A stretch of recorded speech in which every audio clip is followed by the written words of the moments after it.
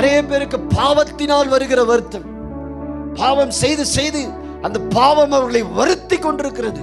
அந்த பாவம் செய்யாம அவங்களால என்ன செய்ய முடியாது, இருக்க முடியாது. அந்த பிசாசு அவர்களை பாவத்தில் அடிமைப்படுத்தி விட்டான்.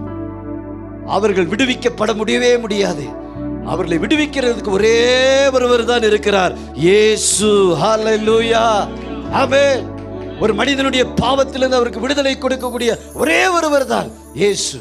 நாம் அவரிடத்தில் வரும் பொழுது, வருத்தப்பட்டு பாரம் சுமக்கிறவர்களே, நீங்கள் எல்லாரும் என்னிடத்தில் வாருங்கள், நான் உங்களுக்கு இளைப்பாறுதல் கொடுக்கிறேன். ஆண்டவர் என்ன கொடுக்கிறாரு?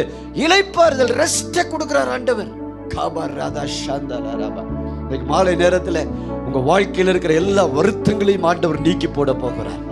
உங்க வருத்தங்கள், நீங்க எவ்வளோ வருத்தப்பட்டீங்களோ, எவ்வளோ வேதனைப்பட்டீங்களோ, உங்க வாழ்க்கையை குறித்து, பிள்ளைகளை குறித்து, சூழ்நிலைகளை குறித்து, எதிர்காலத்தை குறித்து, இந்த வியாதியை குறித்து எவ்வளவு வருத்தப்பட்டீர்களோ எல்லாம்